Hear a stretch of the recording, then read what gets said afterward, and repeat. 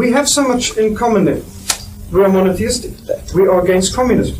We are against evolutionism, pornography, all these evils. We're against sodomy and the gays. And of course, we're totally against this. We have this in common. Why is it then that so many Muslim countries restrict and prevent Christian missionaries to come into them? You are a Muslim missionary. You have every right to come into South Africa and propagate Islam. But we do not have the same right to go into every Muslim country. And many Muslim countries have bulldozed down churches, have burnt Bibles, and have even imprisoned, as has happened in Egypt, many other places, even killed Christians, as is happening in Sudan now. Muslims killing Christians. This happened in Nigeria with Muslims burning down Christian churches.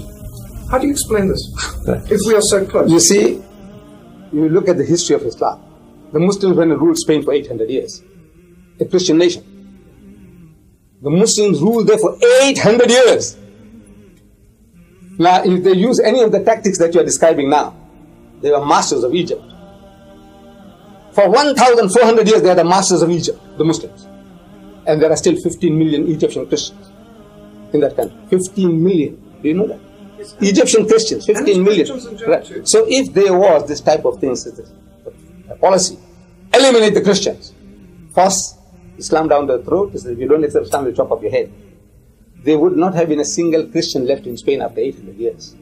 Or even any type of subtle force, economic force, educational brainwashing. Like in South Africa, the white man, he did a beautiful job. In 300 years, the bulk of the people are Christianized.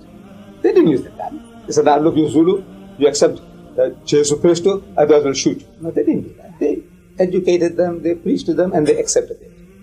But now, the Muslims didn't use any type of force in Spain 800 years. Because when they were kicked out to a man. And there was not one man left in that country to give the azan, the Muslim call to prayer.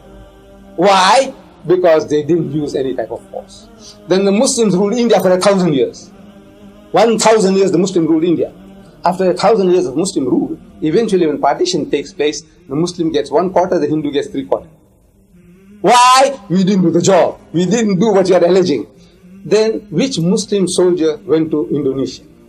The largest, supposed to be the largest Muslim numbering country in the world. Not a single Muslim soldier landed.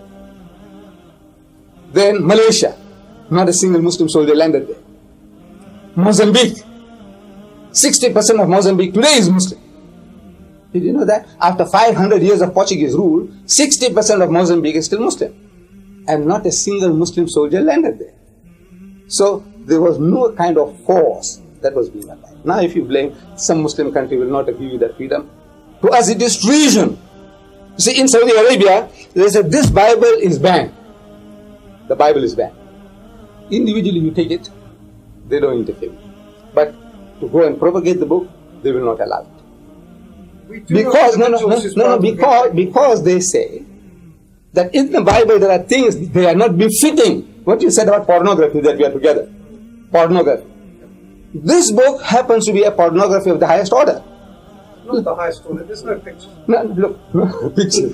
Now, the word pictures are here. You open up Genesis chapter 19. And you read about Lot and his 2 daughters, night after night. No, listen. God records evil things, but he doesn't describe it. Listen to me, my son.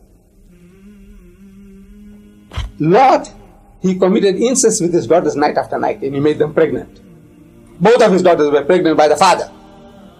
And there's not a single word of reprimand from God Almighty to Lot. He's a prophet of God. Then still Genesis, the first book of the Bible, Genesis, chapter 35, verse 22, speaks about Reuben, the eldest son of Jacob. He goes and cohabits with his father's wife, Bilhah.